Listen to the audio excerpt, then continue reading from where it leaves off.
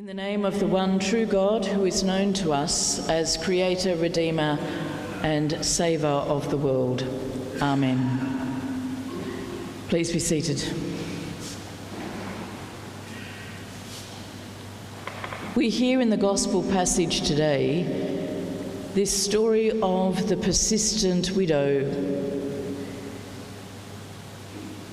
The judge is not exercising his vocation. The judge has no care for God or for the people. Yet the widow does. The widow has faithfulness. The widow has faith. The widow has persistence and perseverance. And the widow cares deeply. And in the end, because of the widow's persistence and faithfulness, because of her relentless cries for justice, in the end, her plea is heard. As Jesus says in the Gospel, will not then God, who judges justly, hear the cries of those who cry to him for justice in faithfulness?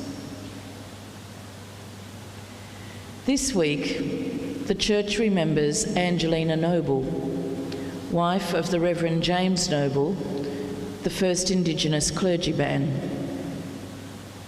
Angelina's own ministry has often been subsumed in the ministry of that of James, her husband. And I'll admit to my shame that until this week I was unaware that Angelina Noble had her own commemoration on the 19th of October, the day in which she died in 1964. Angelina Noble was born around 1890 near Winton in Queensland. Little is known of her early years, except that she was abducted by a travelling cattleman or horseman, dressed as a boy to avoid detection, and taken with him until she was rescued by police, her true identity being discovered. But so long had she been living as a boy that when she arrived at the mission, a place of safety,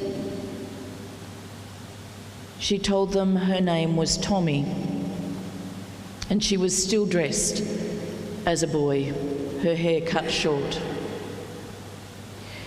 Here at the mission, she found a place of safety and a place where her gifts thrived, and it was here that she met James, who had been confirmed in the Anglican Church at Scone, so we have a link to their story. They married and soon were sent in 1904 to Mitchell River, where with 600,000 acres or hectares, I must admit geography is not my strong point, vast amount of land had been set aside as a mission station.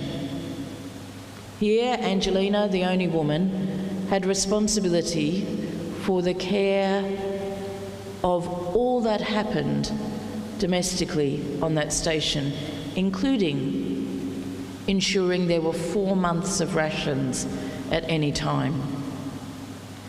4 years later, Angelina and James were asked to move to the Northern Territory to establish a mission at Roper River, which they did. Again, Angelina was the only woman present, and it was here that their first child was born. In 1913, the Reverend Gribble invited them to come and reinvigorate the mission at Forest River in Western Australia. The only way for them to travel was by ship, and delays meant that they didn't arrive leaving Darwin to Forest River in Western Australia until 1914. Here they found that the mission was one hut and some tools. Angelina and James set about literally building the mission.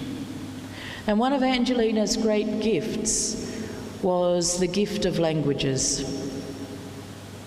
While she had been in Roper River, she learnt local Indigenous languages and had a particular gift of connecting with the women and winning their trust, and through that connection was then able, with James, to be an advocate for justice. In Roper River, they had encountered initially fear and suspicion and hostility. But Angelina, through her gift of languages, was able to act as mediator in Roper River between the local Indigenous people and cattlemen who were encroaching. In Forest River, her gift of languages was to prove critical. Here she learnt a further 5 local languages. And in 1923, there was a massacre at Forest River, which James was instrumental in uncovering, where at least 30 local Indigenous people were shot by police. James, ordained deacon in 1925 in Perth, with Angelina lobbied for an inquiry into this massacre. And the inquiry into this massacre in 1926 and 1927 relied on Angelina and her knowledge of local language to be the interpreter for the inquiry. I find that incredible.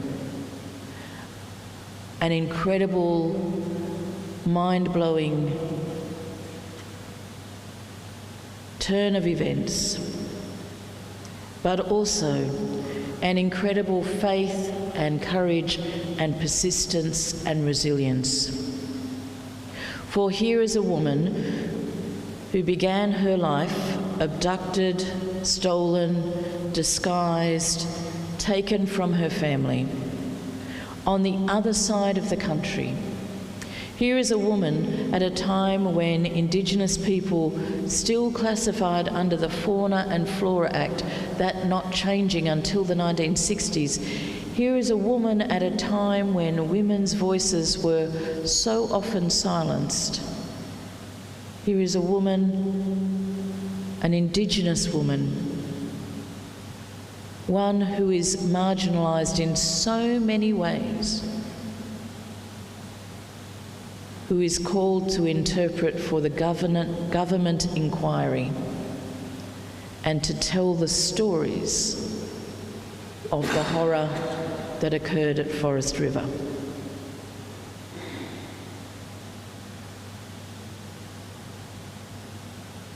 Here in Angelina, we see a person whose cries for justice do not go unanswered. Despite all that was potentially, or not potentially, all that was against her in terms of the time, nevertheless, she persisted. And through her persistence and that of James, justice was brought to be. It is an incredible story, and it's an indictment on us that we do not know the story of the nobles better, and we do not tell their story more often. Gribble left the mission in 1923, but the nobles stayed on until in the 1930s they returned to Yarrabah. After James's death, Angelina continued in her ministries, particularly connecting with women and children, particularly in caring for the sick. By the time they finished at Forest River, there was a permanent population and over 800 people who came regularly for care, for education, and to be part of that community.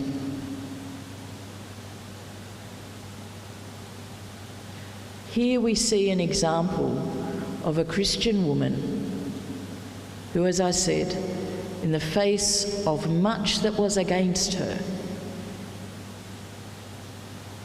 persisted in faithfulness.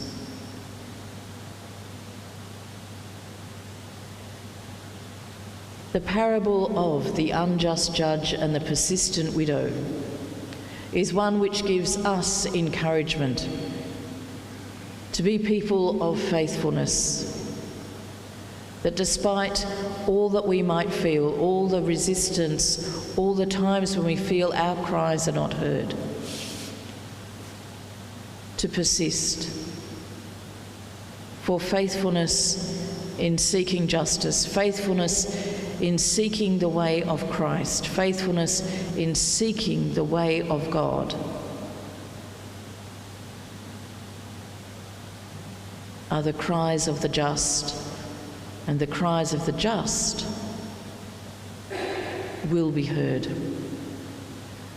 For truth cannot be silenced, and darkness is not greater than light.